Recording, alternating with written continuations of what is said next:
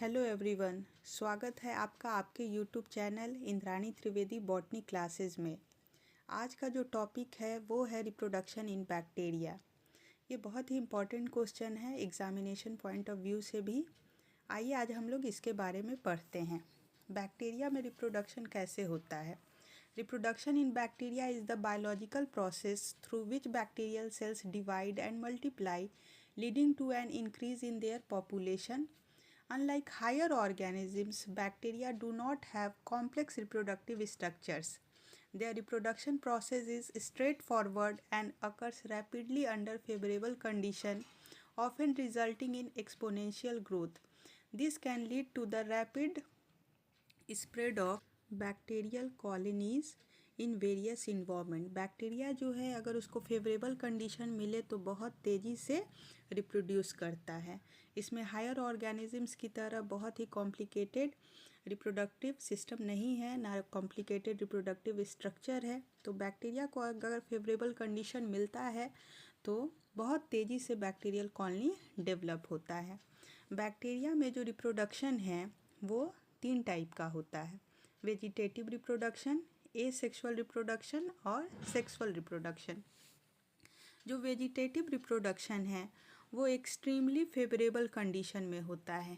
जब जो food, water, nutrients या ऑप्टिमम टेम्परेचर है तो बैक्टीरिया आपको वेजिटेटिव रिप्रोडक्शन के थ्रू रिप्रोड्यूस करेगा।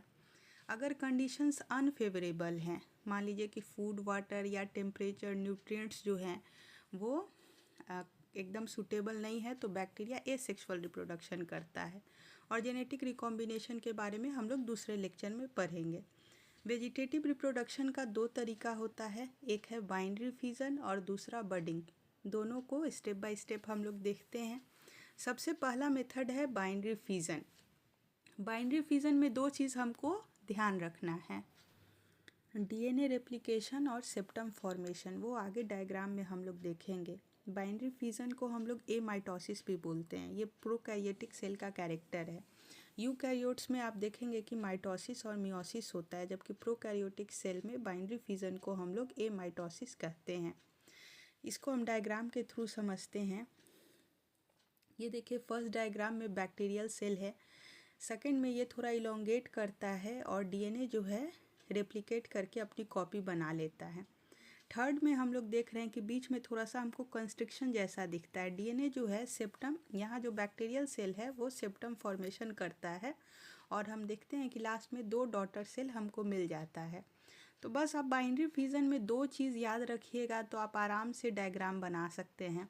डीएनए रेप्लिकेशन, डीएनए रेप्लिकेट कर जाएगा, 2 कॉपी बना लेगा और बीच में आपको सेप्टम फॉर्मेशन होगा तो 2 डॉटर सेल बन जाएगा। ये बहुत ही कॉमन मेथड है बैक्टीरियल सेल्स में। दूसरा जो मेथड है उसको हम लोग बडिंग बोलते हैं। Bacterial reproduction by budding is a method where a new bacterium grows as an outgrowth bud from the parent cell, receiving a copy of the DNA and cytoplasm before detaching as a new individual. Common in some stalked bacteria. ये जो हमारा budding method है ये भी बहुत common method है जो कुछ बैक्टीरिया में हमको देखने को मिलता है। इसको भी डायग्राम के थ्रू समझिए। देखिए, फर्स्ट में एक छोटा सा आउटग्रोथ, एक छोटा सा प्रोट्यूबरेंस देखने को हमको मिल रहा है जो कि पेरेंट सेल से शुरू होगा और यहाँ पर डीएनए जो है वो रेप्लिकेट करके उस जो हमारा आउटग्रोथ है वहाँ पे चला गया है। फिर यहाँ पर भी एक सेप्टम का फॉर्मेशन होगा और लास्ट में हम लोग देखते हैं कि इस तरीके से जो सेकेंड बैक्टीरिया बना है फिर उसमें भी बड का फॉर्मेशन होगा, फिर बड का फॉर्मेशन होगा और लास्ट में हम लोग क्या देखते हैं कि budding produces chain of sales.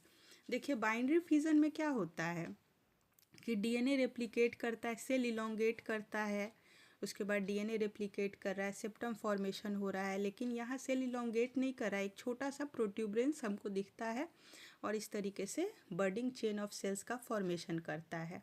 अब बात करते हैं हम लोग एसेक्सुअल रिप्रोडक्शन इन बैक्टीरिया। जब कंडीशंस अनफेवरेबल हो, इससे पहले वेजिटेटिव रिप्रोडक्शन में हम लोग क्या बात कर रहे थे कि जब कंडीशंस फेवरेबल हों, लेकिन एसेक्सुअल रिप्रोडक्शन अनफेवरेबल कंडीशन में होता है।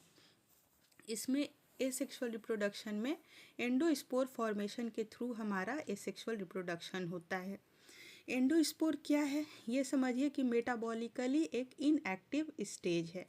यहाँ हम डायग्राम देख रहे हैं। तो इस स्टेज में क्या होता है, इसलिए हम बोल रहे हैं कि ये कोई रिप्रोडक्टिव स्टेज नहीं है, ये मेटाबॉलिकली इनएक्टिव स्टेज है।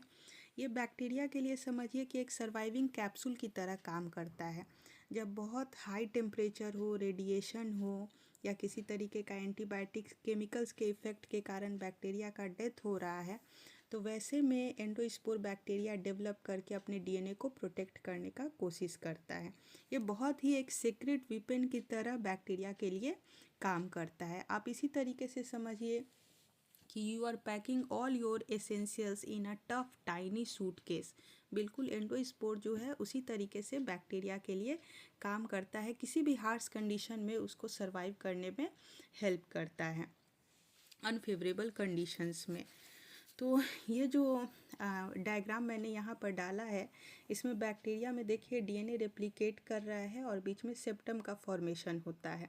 आप फोर्थ डायग्राम में देखिएगा कि फिर जो सेप्टम जो फॉर्मेशन हुआ है उसके बाद एंडोस्पोर का इनगल्फमेंट हो जाता है और जो एक तरफ का बैक्टीरियल डीएनए है वो डिग्रेड हो जाता है और धीरे धीरे हम देखते हैं कि एंडोस्पोर कई प्रोटेक्टिव हाईली प्रोटेक्टिव लेयर्स में डेवलप हो जाता है। एक्सोस्पोरियम जो लिपिड और प्रोटीन का बना होता है, उसके बाद हम स्पोर कोट को देखते हैं जो कि आउटर और इनर लेयर में डिवाइड होता है। आउटर लेयर भी लिपिड का बना होता है, इनर लेयर लिपिड प्रोटीन और सल्फर का बना होता है। कॉर्टेक्स जो होता है वो कैल्शियम डाइपिकोलिनेट का बना होता है और उसके कारण ही ये जो है इतना प्रोटेक्टिव लेयर ये डेवलप कर पाता है, जो किसी भी तरीके के बाहर के हार्श कंडीशन से बैक्टीरिया को सर्वाइव करने में हेल्प करता है। और ये कई साल तक डोरमेंट पड़े रह सकते हैं और फेवरेबल कंडीशन पे फिर से क्या होगा, ये बैक्टीरिया फिर से जर्मिनेट कर सकता है, फिर से इनका ग्रोथ हो सकता है।